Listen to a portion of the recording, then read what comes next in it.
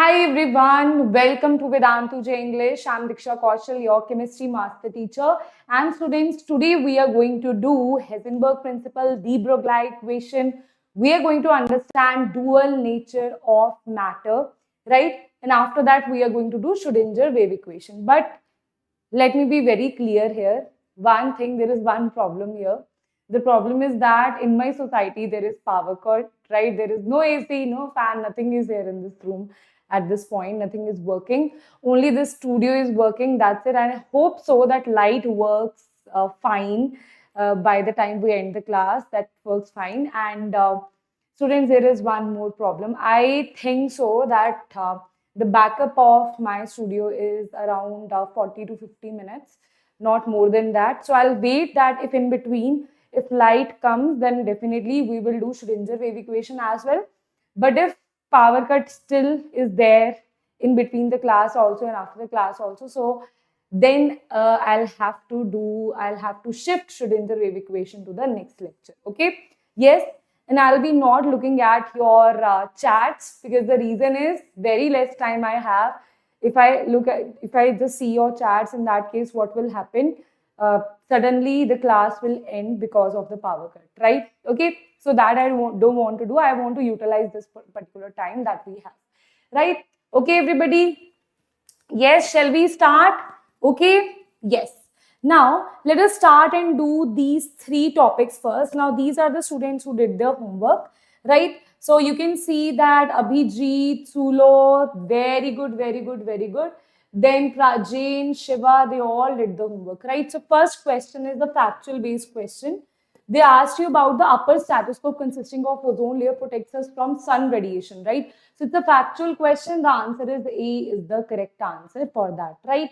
Now, next question is the frequency of green light is this, the wave number is going to be what? So, this is a formula based question, right? So, if you see frequency of green light, they have given you wave number they want to ask. That means they want to ask 1 by lambda. We know that C is equals to mu lambda. Mu is equals to C by lambda. That is nothing but C wave number. So, wave number will be equals to mu by C. So you can say wave number is equals to mu is nothing, but that is the frequency, right? And C is nothing, but that is the speed of light. And just put the values, solve it, and you will get your answer, right? Okay. Now, let's start doing atomic spectra, right? For that, students, let's understand this first, right? We discussed about hydrogen spectra in the last lecture, right? So understand this one thing, that whenever I talk about atomic spectra, right? So basically we have two kind of spectra. One is emission spectra, other is absorption spectra, right? So let's understand what is this emission and absorption spectra, right? So if you talk about emission spectra, theory, you can read it yourself. I'm just going to tell you that what exactly are these things. Whatever is written here in the definitions, I'll tell you the concluding part of it, right? Okay. So what is emission spectra? See, in the emission, it's like you are eating something, you're absorbing something, right? Now, in the same way, this is a prism, and always prism is going to show the spectrum in all the cases that we are discussing, right? So on this prism, the light that is falling, that will distribute a spectrum to you, right? So now if you see this here, if you have a white light source, now white light has all the colors, BIBGYOR, that has all the colors, VIBGYOR it has, right? So now here what will happen, this white light will pass through the pass through the slit, then it will pass through the prism. Prism will absorb all this white light and it will emit the corresponding colors here with a continuous spectrum, right? There is a continuous spectrum that is observed here because we have white light which has all the colors. So not even one single color will be missing in this case, right? Okay. So let me just show you. I think I need to tone it down, right? So all the colors that you will see here is, let's say you have this VIBGYOR, right? Violet, indigo, blue, yellow, green, orange. So all these colors that you have, white light has all these colors. That's why a continuous spectrum, not even a one single color is missing here, right? But if I talk about discontinuous spectrum, right, it will choose that this wavelength I want to emit, right? So now here I am not using white light source because white light source has all the colors. I'll choose some gas here, right? So let's say I am using some excited hydrogen sample, right? Now hydrogen we discussed in Bohr model, it excites, right, to the next orbit, then it again de-excited, right? That's what we discussed in Bohr model. In the same way, there is excited hydrogen sample which will excite and which will get de-excited, right? Because of that excitation and de-excitation, there is some kind of wavelength that it will produce. And every single gas will produce their own kind of wavelengths, right? So the wavelength that it is producing, that we will see in this particular spectra. That means this hydrogen excited sample will pass through the slit, they will pass through the prism. Now it is showing you some selected things, right? Okay, some selected wavelengths it is showing you, right? Understood? Two things we discussed. One is continuous spectrum. In continuous spectrum, white light has all the colors, so it will give a continuous spectrum because VIBGYOR is present. But in any gas, its excited sample, their continuous spectrum is not possible because this gas does not have all the wavelengths, right? All the wavelengths of VIBGYOR are not present here. That is the reason here it will give you some selected wavelength, and because it is not continuous, there is some black region also here where there is no wavelength that can be seen, and that is the reason it is called discontinuous spectrum. And this is actually the fingerprint of the element. Every single element will have a different spectrum, right? That will tell us that which element we are using, right? Okay, so that was the whole thing. Excited sample pass through the prism and it will give you some selected emission spectra. Now, why this is called continuous emission, discontinuous emission spectra? This is called so because something is absorbing the lights, then it is emitting the lights. It is absorbing the lights, it is emitting the lights. Right? It is absorbing something, prism is absorbing, then it is emitting the same wavelengths here. Right? That's why it is called emission spectra. Now let's talk about now what is this atomic emission. Atomic emission is the same thing that we discussed here, right? When you take white light, that is not atomic emission. But when you take an atom here, right, the spectrum that it is emitting, that is called as atomic emission, right? Okay, so this is all the theory part. Next is absorption spectra. So guys, in the absorption spectra, what you should remember is that here something will be there in between. That in, for example, in your plate you have everything. You have dosa, you have sambar, you have idli, right? Someone out there is just eating your idli. Now you will not have idli, right? Okay, same thing is happening here, right? So here you have some white light source. There is a absorbing sample in between which will eat the some amount of wavelength it is going to eat, right? So there is some clever guy out there who is going to eat some amount of wavelengths here, and the wavelength that it has eaten will not be shown in this spectra. That means white light, if I don't have this absorbing sample, it will show all the VIBGYOR, VIBGYOR, all the colors it will show. But if I put a absorbing sample in between, now this is absorbing, prism is also absorbing, but in between you have a different absorbing sample that is going to eat some of the wavelengths, right? After that, this particular wavelength, for example, you have idli, dosa, sambar, this will eat your idli. Now over here you will have only dosa and sambar, you will not have idli, and here also you will not have idli, you will have only dosa and sambar.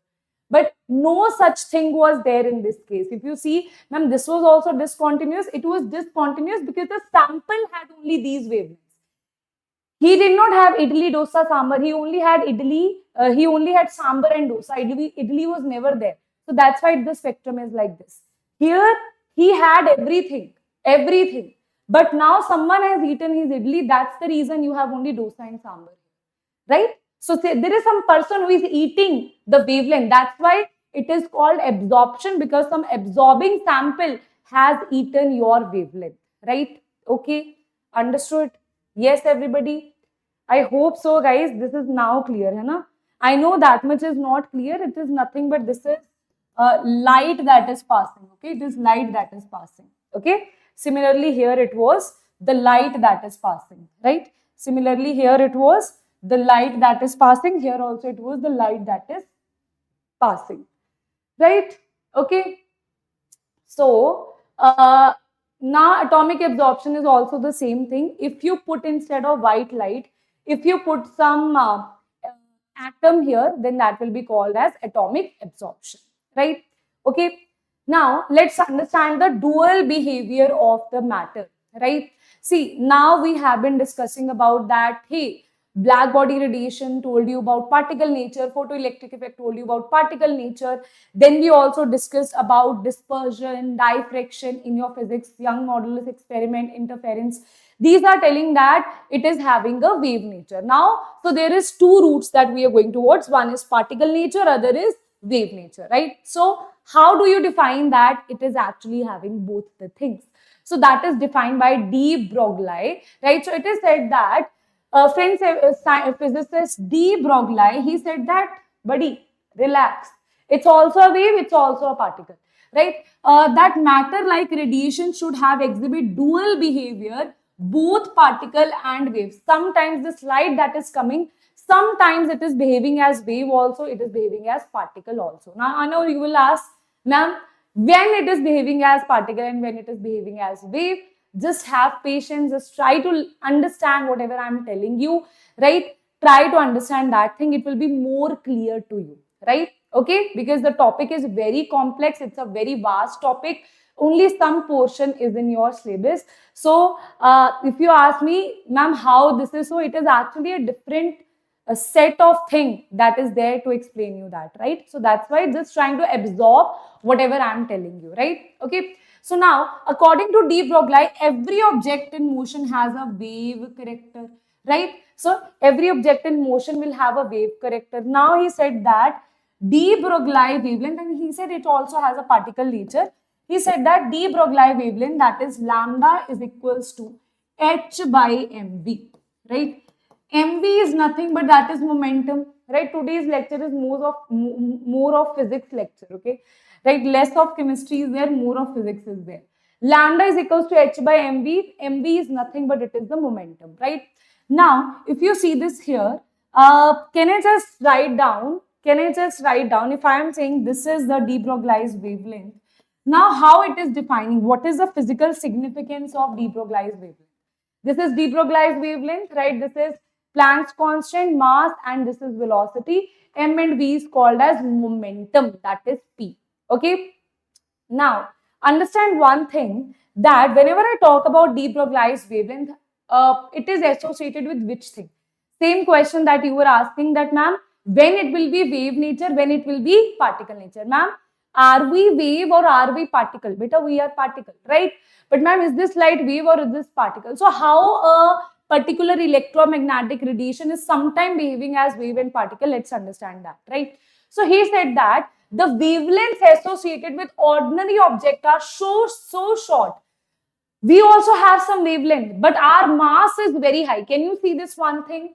That lambda is inversely proportional to mass, right?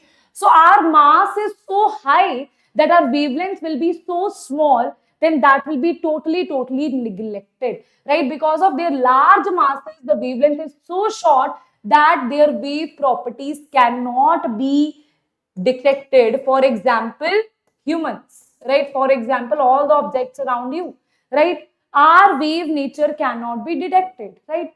Now, let's see this thing.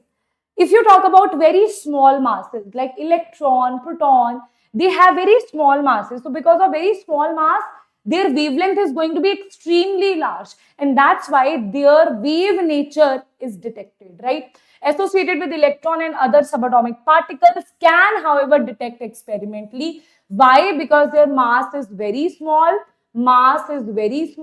and that is the reason their wavelength is very large. Okay, so that's why we also possess wave nature, but it is not detected. It is almost zero because our mass is very high. Okay, understood? right? And when I'm talking about small mass, I'm not talking about a dot mass. I'm talking about subatomic particle that have mass of 10 raised power minus 31, 10 raised power minus 27. That much small. Don't ask me, ma'am. Insect also has wave nature. Guys, for an electron, insect is a very big thing, right? Okay. We are like next level, right? So that's why everything that has 10 raised power minus 31, 10 raised power minus 27, which is very, very small, that will be detected here, right? Okay. Now, let's understand with kinetic energy how it is used, right? So, guys, a very, very simple thing here. I'll just tell you this thing here. That is, we know that kinetic energy is equals to half mv square. So, if I multiply and divide it by half, m square and v square, this is m, right? Now, we know that this mv is nothing but this is momentum. So, it will be half p square by m. I hope so I am not that fast because see, light can go anytime, right? After that, I won't be able to switch on the studio, right? So that's why I am, trying to be as much as fast and also as much as detailed as possible, right? So if you see this here, this particular derivation you have done in 9th class as well. If you remember Newton's second law, you have done this, right? So kinetic energy will be half P square because P is equals to nothing but it is mv, right? From that you can say it is P square by 2m. So P square is equals to 2m ke. So P is equals to under root 2m ke. So we can say that lambda is equals to h by mv. That is nothing but h by p. That is nothing but it is equals to under root 2m ke. Right? Okay. That is going to be the another formula of de Broglie equation. Right? Now, if you see de Broglie equation in terms of potential difference, right? De Broglie equation in terms of potential difference, let's understand that. See, in terms of potential difference, let me see.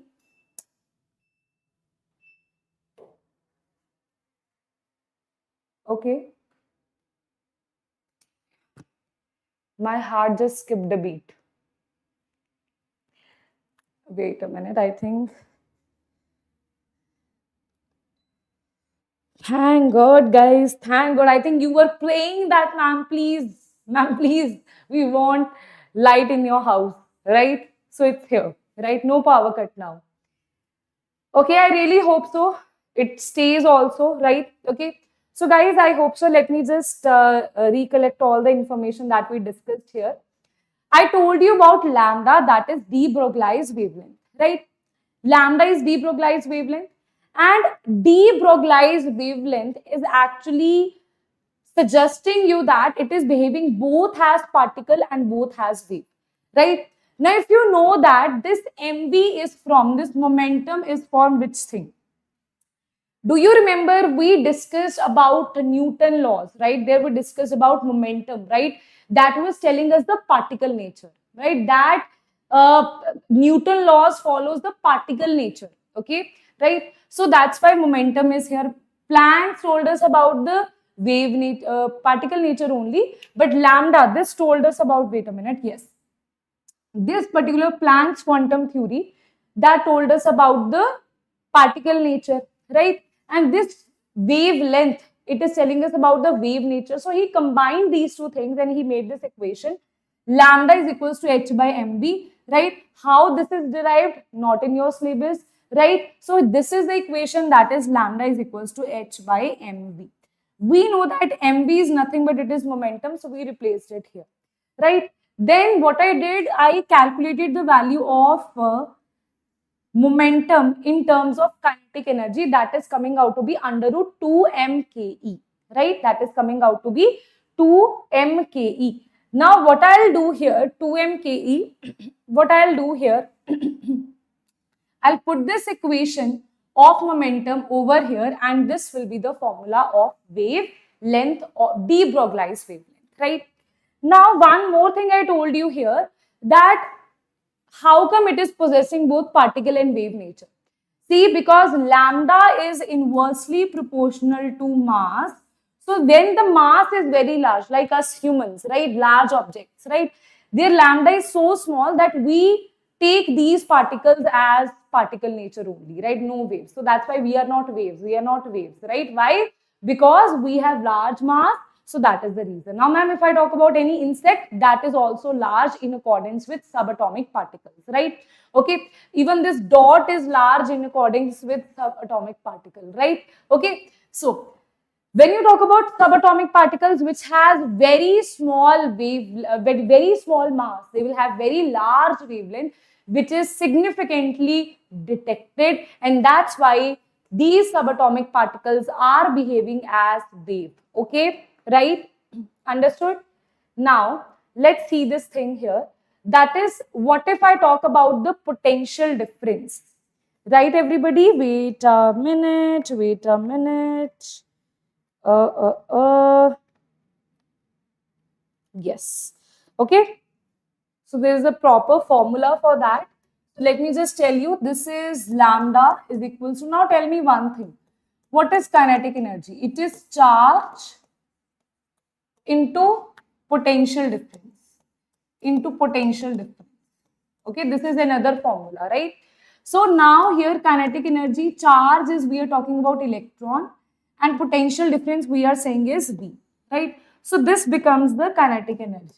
Now if you put it here, lambda is equals to h by under root 2m kinetic energy. If you put this here, then this will become h divided by, this is under root, right? This is 2 into m. What is kinetic energy? That is electron into this E into V, right? Okay. Now, can I say that, see, mass of electron is constant. This is constant. 2 is constant. This H is constant, right? Charge is constant, mass is constant, Planck's constant is constant. So can I just write here the formula in terms of a constant, that is lambda is equals to 150 by 150, yes. Yes, 150 by V, right? That much Armstrong, right? Okay. And then you can also write it as under root of 150 is 12.3. 12.3 under root of V Armstrong. Now, this is a direct formula, but this is applicable for electrons. For electrons. If they told you about the electron, then you can fix this thing, because for an electron, mass, electron, Planck's constant is constant everywhere. So you can fix this, and after, calculating the value of this thing, it is under root of 50, right, which is 12.3. Ma'am, what if they told us any other particle apart from electron? Then you will use this particular formula only, right? Then you will not use this formula. Okay, then you will use this formula only. That is h by under root of 2mev. Okay, this formula, right? It's all the game of formulas, otherwise it's very simple. Okay, guys, right? Now, let's understand some questions here. First question here is that what possibly can be ratio of de Broglie's wavelength for two electrons? There are two electrons, and they are saying that what possibly can be ratio of de Broglie's wavelength, right? For two electrons, each having 0 initial energy and accelerated to 50 and 200 volts, right? Okay. So that means you have to find the ratio of lambda 1 and lambda 2 for two electrons having 0 initial energy and accelerated having 0 and accelerated through 50 and this much volts. No, can you see this is in the volts? So do I know that lambda for an electron is equals to 12.3 under root of V? So from here, can I say that lambda is directly inversely proportional to under root of V? So from here, this is the equation that we generated, right? Lambda is inversely proportional to under root of V, right? So same thing I'll put here. Lambda is equals to, you can say lambda 1 by lambda 2 is equals to under, because it is inversely, it will be lambda 2 by lambda, lambda 2 nahi, V2 by V1, okay? So under root of V2 by V1.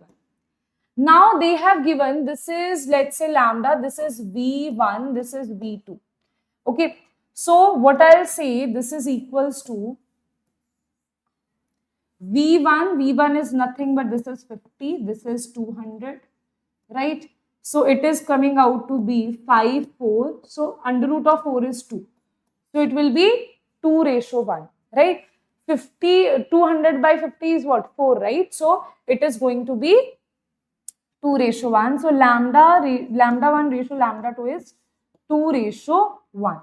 And that is going to be your correct answer here. So answer will be D is the correct answer. Wasn't it simple?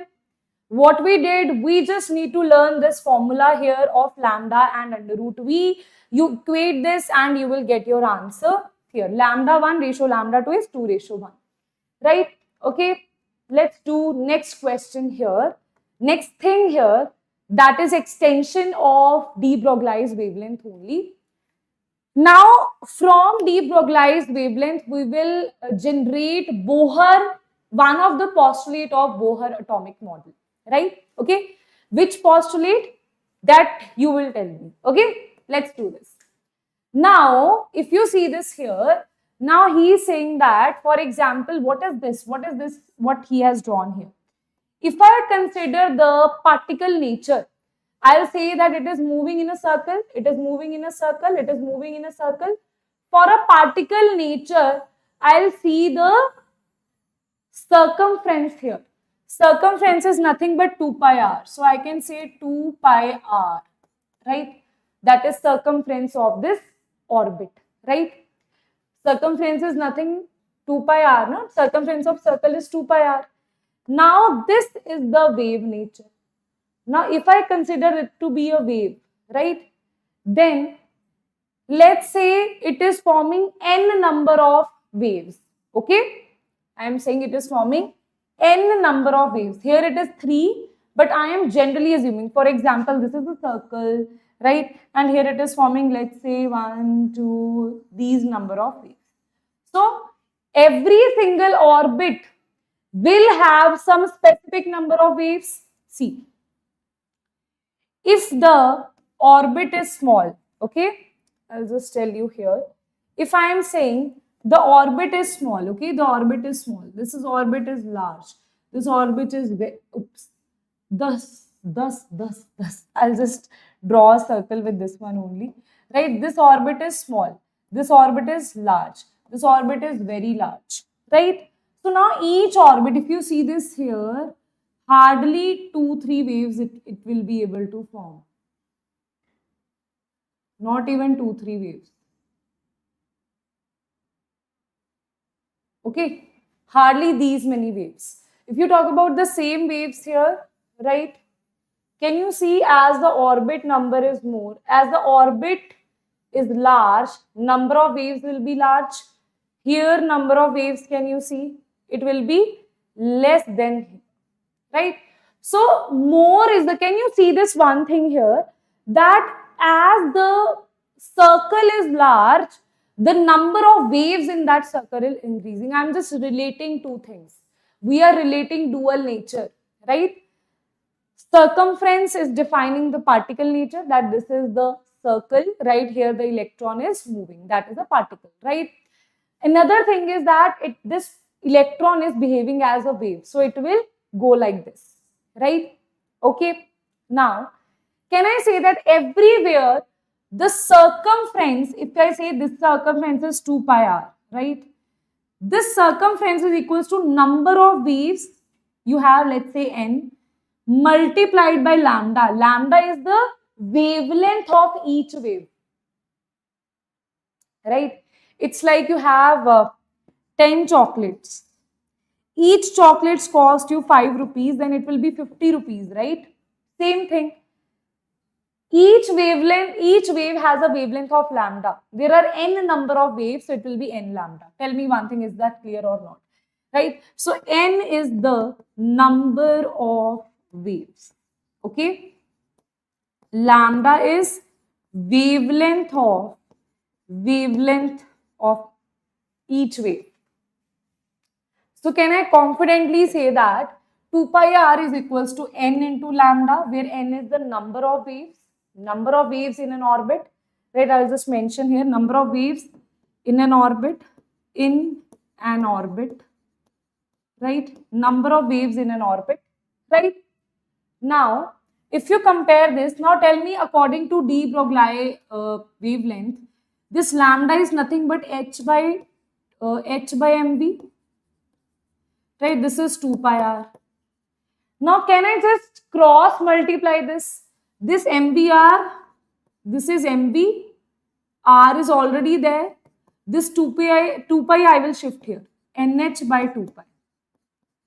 Now, can you see what is this? Do you remember a Bohr postulate on this? Do you remember a Bohr postulate on this? So, de Broglie equation was able to verify a Bohr model postulate. That is, this is actually same as Bohr postulate. That postulate of angular momentum. See one thing. This is mass, this is velocity, this is radius. What I took here, I took n is the number of waves. So this n is actually the number of waves. Right? But if you talk about Bohr model, that is MVR is equals to NH by 2 pi. But can you tell me here what was n? This was Planck's, this was pi, this was mass, this was velocity, this was radius, but n was actually what? Everybody, what we discussed there? That was the orbit number. Or any integer. Right? So one very, very important conclusion we are about to draw here, that because it is a dual nature, it is both behaving as wave and particle, right? So that is the reason it is going to have number of waves. Let's say I am saying that here this is second orbit. So number of waves will be 2. Here let's say this is fourth orbit. So number of waves will be, if it is a fourth orbit, number of waves will be 4. If this is a, let's say, sixth orbit, number of waves will be 6. What we are defining here, because this we have calculated from de Broglie equation, where n was number of waves. This we know from Bohr model, where n was orbit number. So that means that number of waves is equals to orbit number. So we can say the expression is similar to Bohr angular momentum, where n means the orbit number or principal quantum number, that we will discuss. You can ignore this principal quantum number for now, right? We will discuss this in quantum model, right? We will discuss this in quantum model. Just understand, n here from de Broglie equation, it is the number of waves. I told you here only n is the number of waves in the orbit. 2 pi r circumference. Why it is? It is so because circumference, we know that circumference is equals to n lambda. Circumference is nothing but circumference is 2 pi r. So 2 pi r is equals to n lambda, where n is the number of waves. But it is same as Bohr model postulate, where n is the orbit number. So that's why we can say this very, very, very, very, very important conclusion, that is number of waves made by an electron in an orbit, in one orbit, whatever is that orbit, that is equals to the orbit number. It's a very, very important conclusion. Okay. Yes, everybody. Understood or not? Let me know in the chat box if that is clear or not. Right, everyone?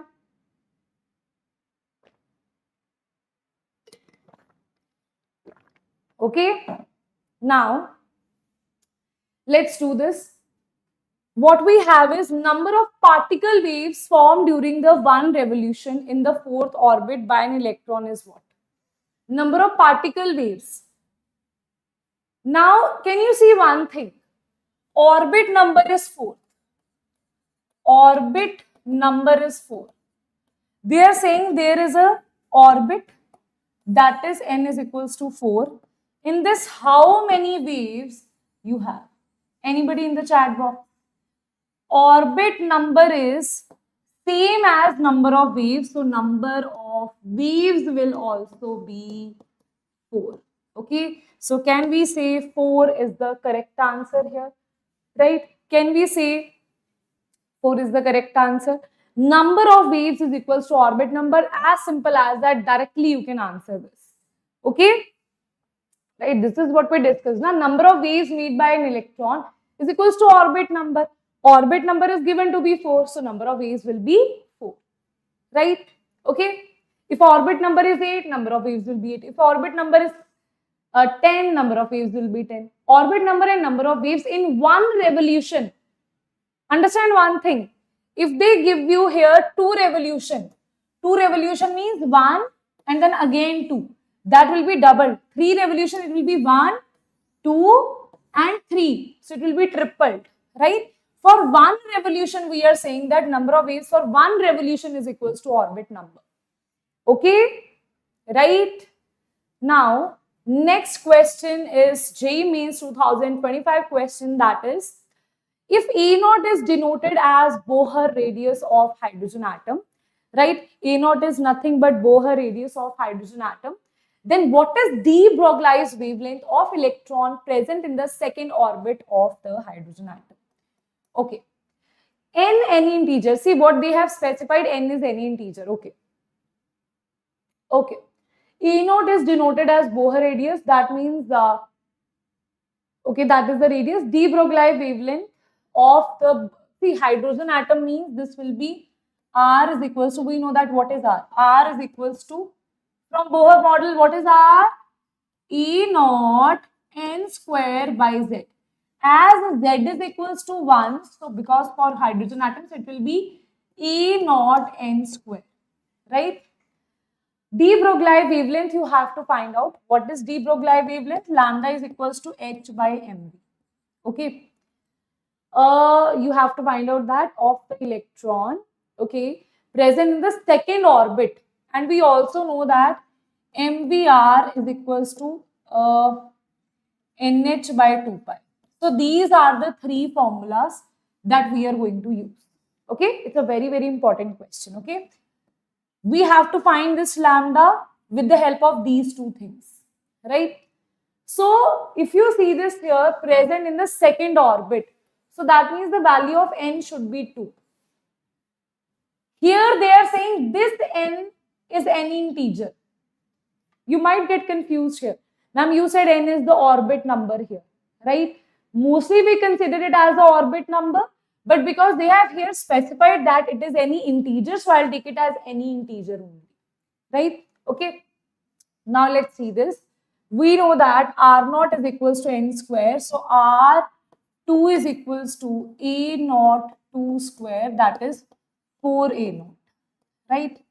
This is the first thing that you should know, that what is the radius. Okay, what is the radius? Now, see this question, just understand, because you will have to do it yourself as well in the end, right? Try to do this yourself also, because this, it's not difficult, but might be you will get confused here, right? So here it is. We know that MVR is equals to NH by 2 pi.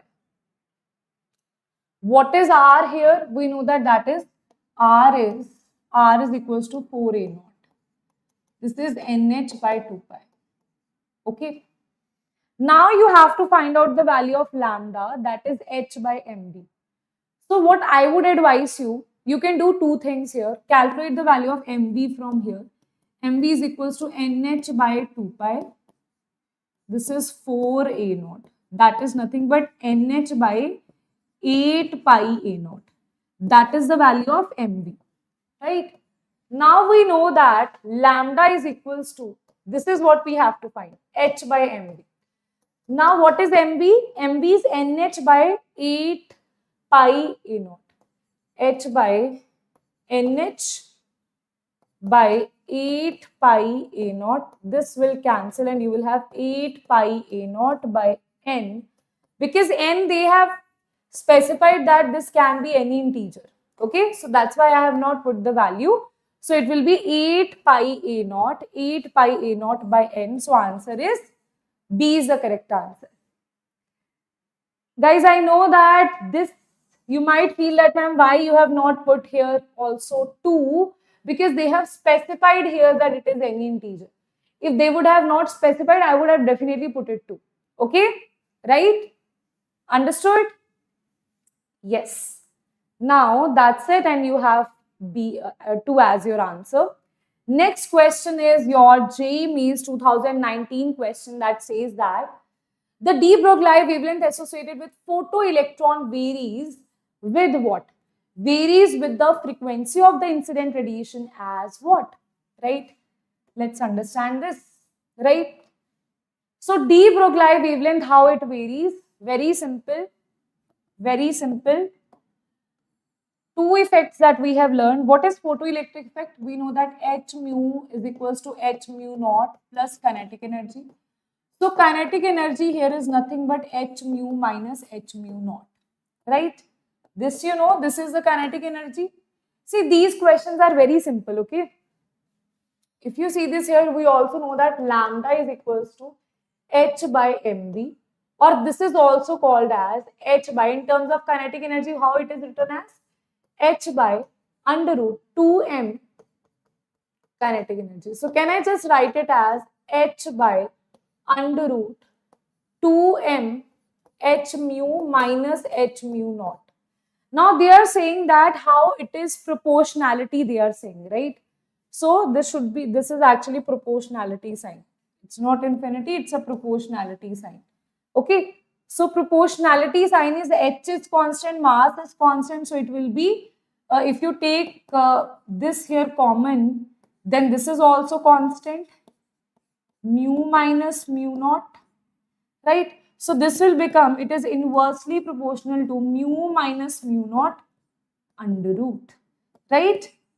Because m is constant, h is constant, so only proportionality that you have is inversely proportional to mu minus mu naught under root, and here the answer is going to be D is the correct answer, right? Okay. For this, mathematics should be more clear. Right? When you are just doing this freshly, right, for the first time, might be you will find it difficult, but if you do it like so many times, it will automatically be easy. See, questions, I would advise you, all the questions that I do here, right, especially those students who are in 9th class, 10th class, right, I know you will find it difficult, right? So after the class, please go through the notes and do the questions yourself as well. You have time, otherwise you will get lost, okay, right? So that's it all for dual nature, that is de Broglie's equation. Now let's talk about Heisenberg principle.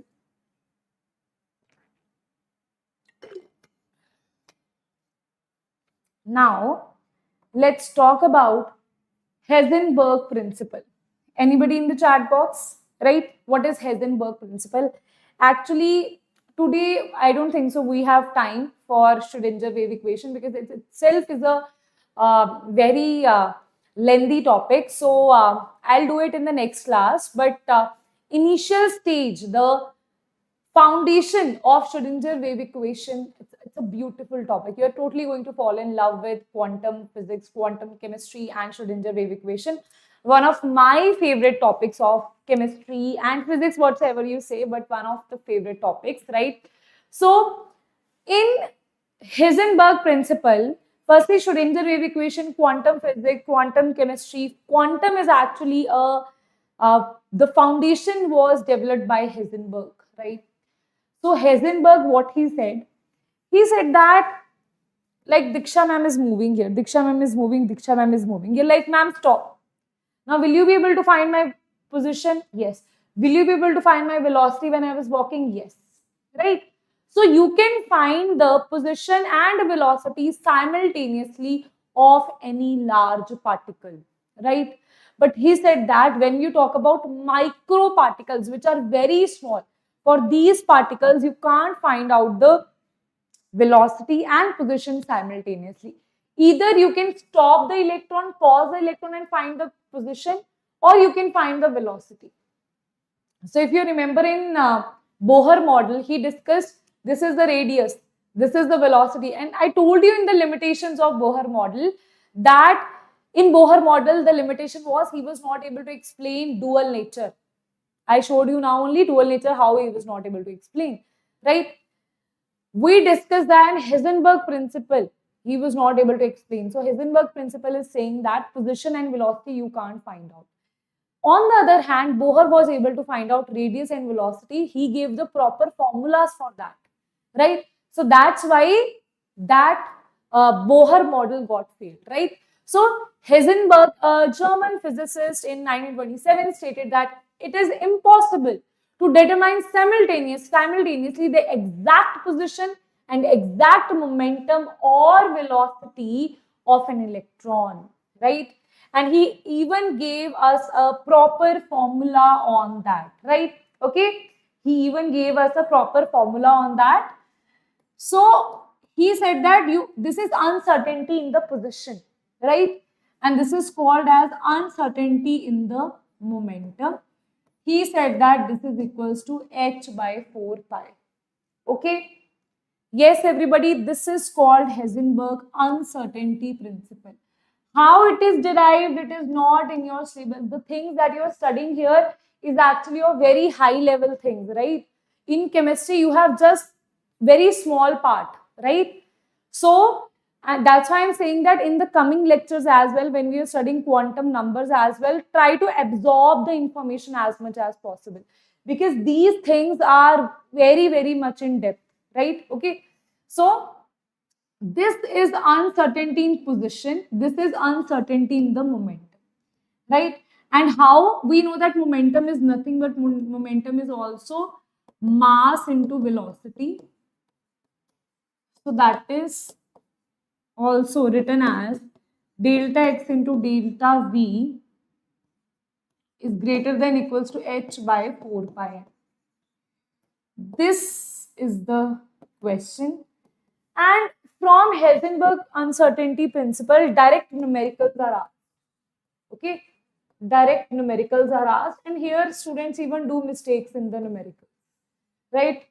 It's not lengthy. Calculation wise, you might find it difficult, but to calculation of delta x, delta v, that is an important part, and I'll tell you how in two ways they give you the calculations, right? Okay.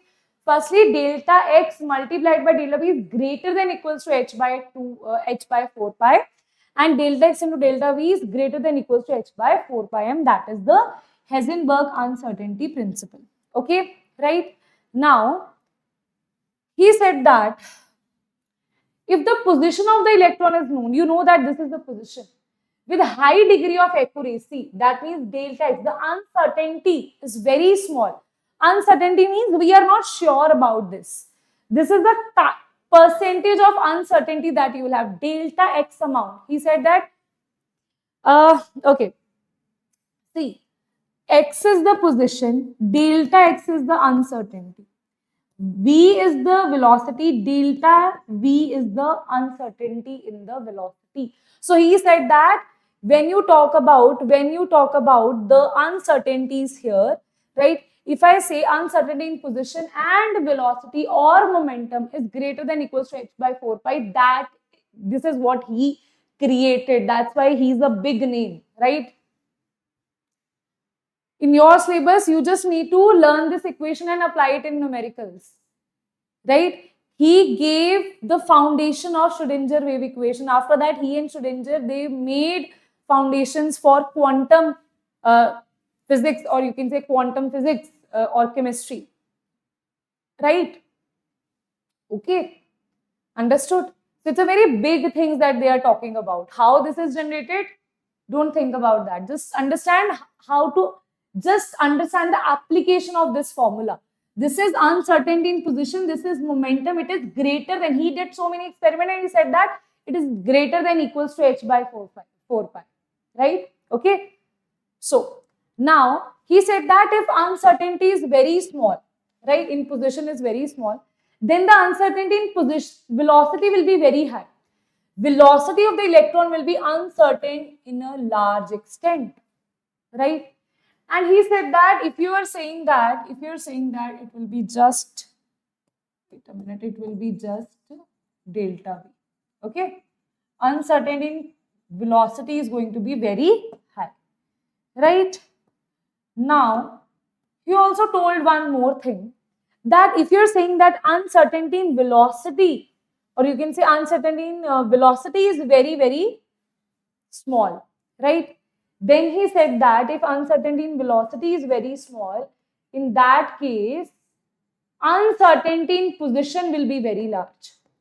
That means you can find only one thing with certainty. Yes, this is possible.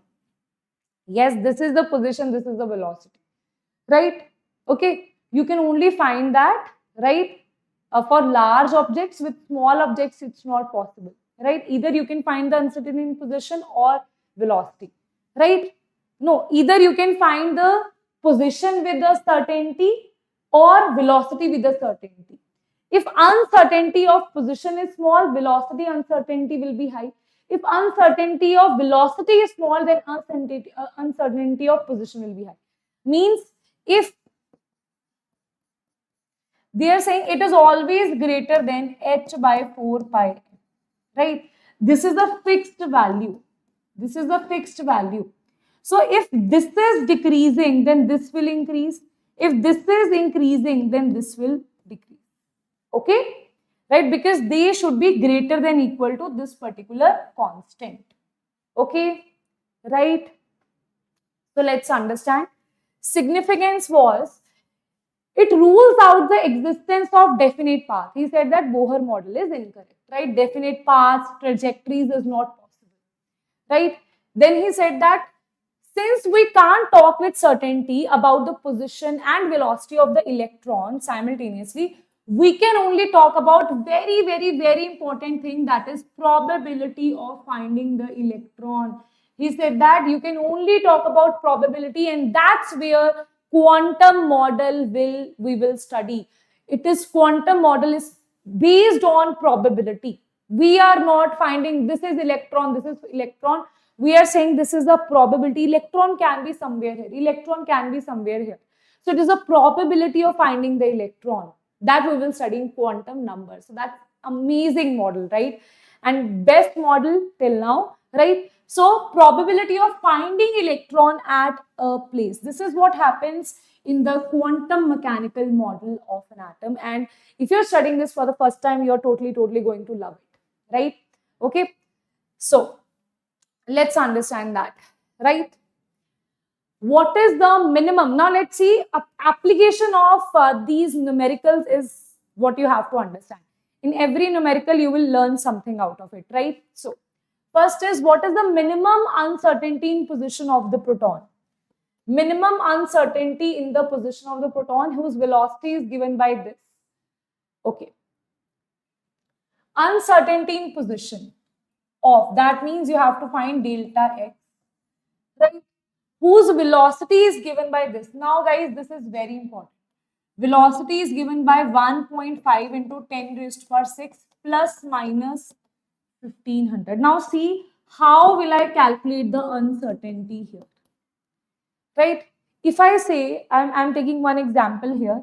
If I say that your marks can be 80 plus minus 10. What do you mean by that? I am saying it can lie from 80 minus 10 is 70, 80 plus 10 is 90. So I am saying between this range, the marks can lie. Okay. If I am saying that your marks can be 80 plus minus 10. So this plus minus 10 is telling you the uncertainty. Can you see the difference that it is having? 20. That is nothing but 10 into 2. So can I say that plus minus whatever, I'll again explain that. See, This plus minus, this particular thing is telling you the uncertainty. This is telling you the uncertainty. I am giving you a random example here. For example, I am saying your marks are, for example, I am saying your marks are lying between 80 plus minus 10, or let's say 80 plus minus 20. So I am saying that either your marks can be, why to do that much? Let's say 80 plus minus 5. Okay. So 80 minus 5 is nothing but 75. 80 plus 5 is nothing but 85. So it's just a way of writing. Either I can say 80 plus minus 5, or I can say 75 to 85 your marks can lie. That means the uncertainty will be 85 to 75. The uncertainty is of 20, uncertainty is of 10 marks. 10 marks uncertainty. 10 is nothing but this uncertainty multiplied by 2 is coming out to be 10.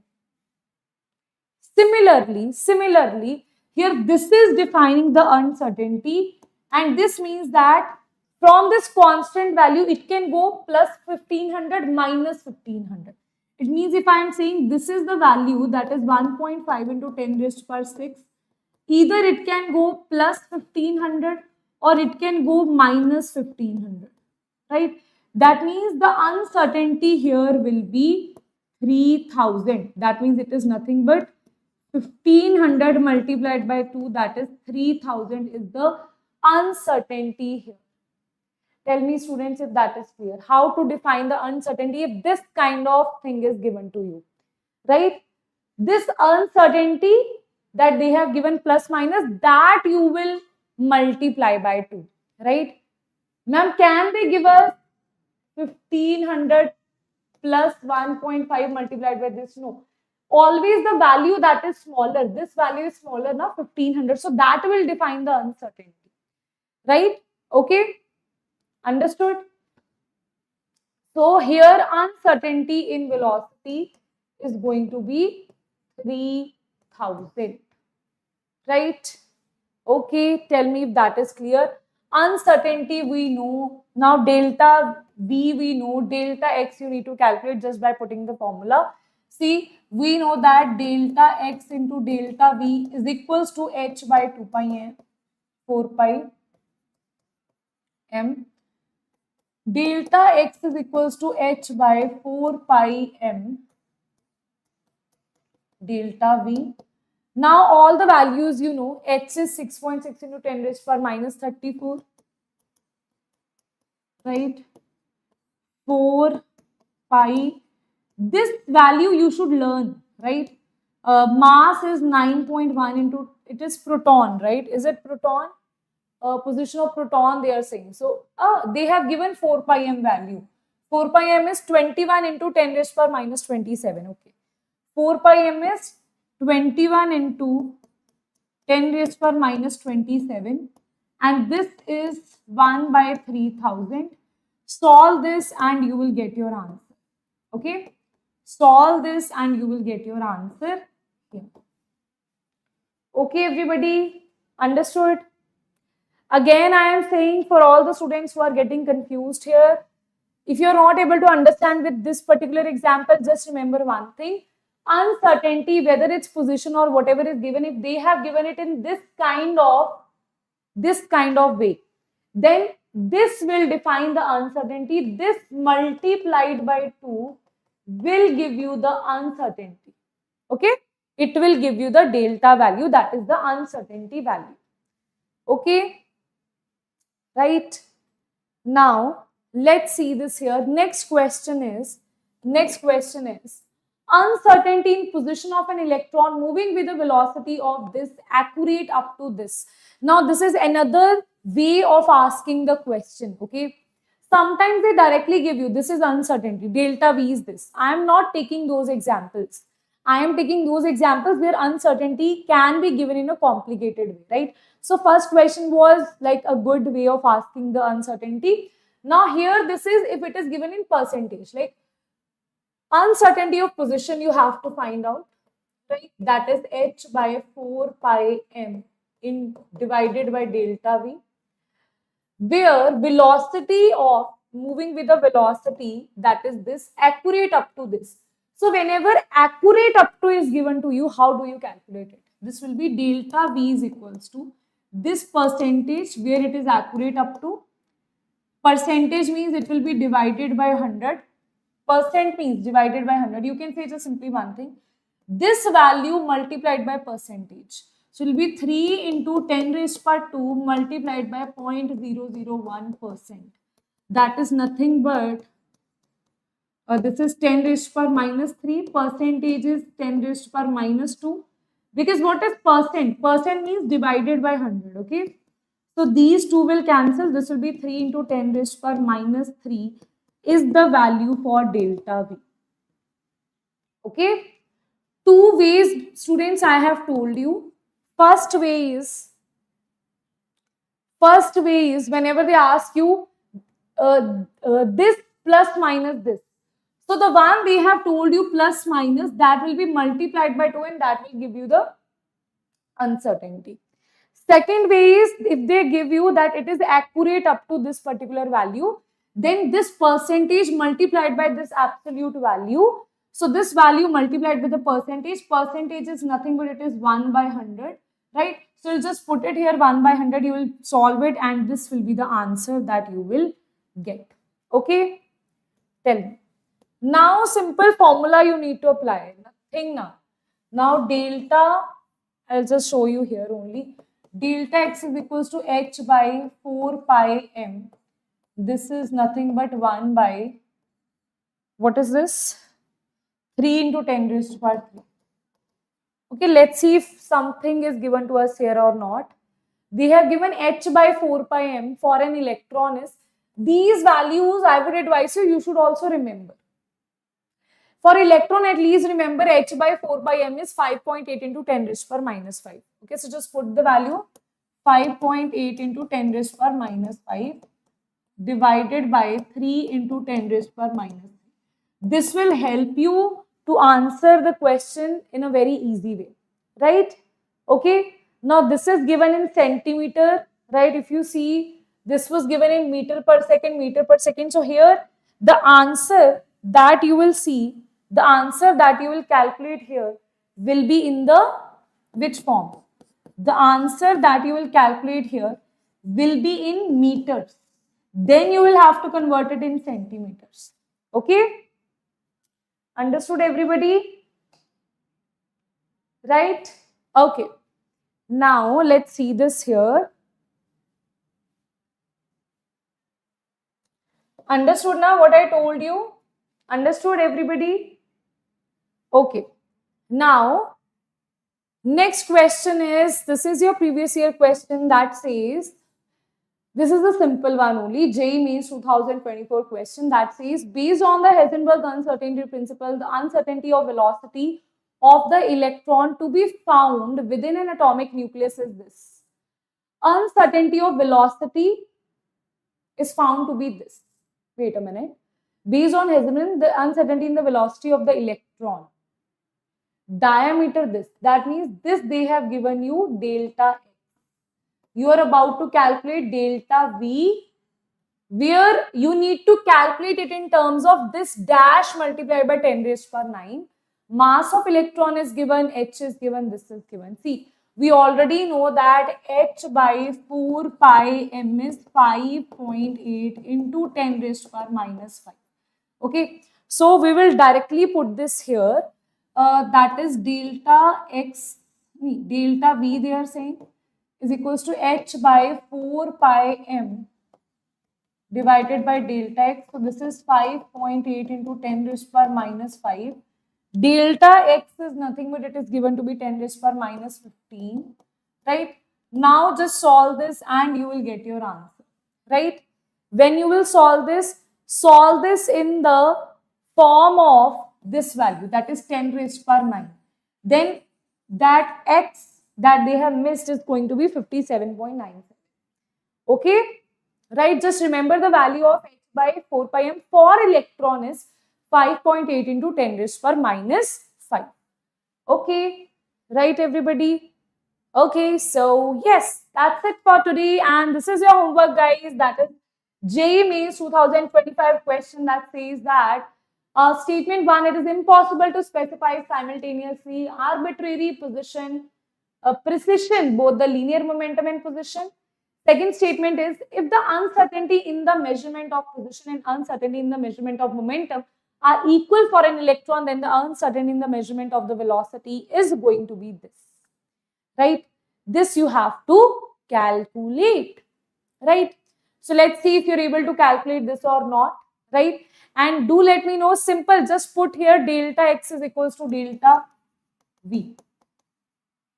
A position and uncertainty in momentum. Delta x is equals to delta p. This is what you have to put, and you have to tell me what is going to be the answer, right? Is the answer statement 1 is false and B is true? Both are true, both are false. Statement 1 is true and B is false. Or if statement 1 is false and B is true, right? Take a screenshot of this particular question, guys. Let us see if you can solve this question. JEE Mains 2025, right? Okay. And this is our official Telegram channel. You can follow us here where all the details of the lectures, upcoming lectures, the calendar, everything is there on this particular Telegram channel. Now, I would love to see all of you doing your homework religiously and writing it in the comment section. Just one question I have given you, and that is a solid question that I have given you. Let's see how many of you are able to do this question and how many of you don't even try, right? At least try. Maybe it is wrong, but at least try. It doesn't matter, right? What matters is that if you're trying or not, but if you're not even trying, then that is very bad on your part, right? So guys, let's see this thing here. That is, wait a minute. That is, yes, our pro batch, right? So let me just inform you about our pro batch for 2027 students, right? If you're in class 10th or if you're in class 11, then this batch is for you, which is a 2-year course in which we have live classes, a proper mentor is given to you who is going to see, your mics will be on, your cameras will be on, right? Dedicated sessions are taken, doubt sessions are taken. And for your doubts, we have 24/7 live video calling, doubt solving, where any time of the day you can call the teacher and ask your doubts here. Then students, we will deliver all the hard copies, be it Tattva books, be it test series, be it quick revision cards like these. Everything is there in this batch, right? Everything, no extra thing you need to purchase after this batch, right? And guys, like I told you that your camera will be on, your mic will be on. So it is an offline like experience, but sitting at your home, right? So all these things are there. You can see view course plan here and you will get to, and this is in Hindi, English also, and this is in English also for all the English audience, right? Go through this, and this is the course plan that you need to do, right? Okay. So guys, that's it for today. I'll see you tomorrow. Not tomorrow. I'll see you in the next class. That is going to be on Wednesday, I think. Yes. Okay then guys. Bye-bye. See you all in the next class, and do write your answers in the comment section. Bye-bye.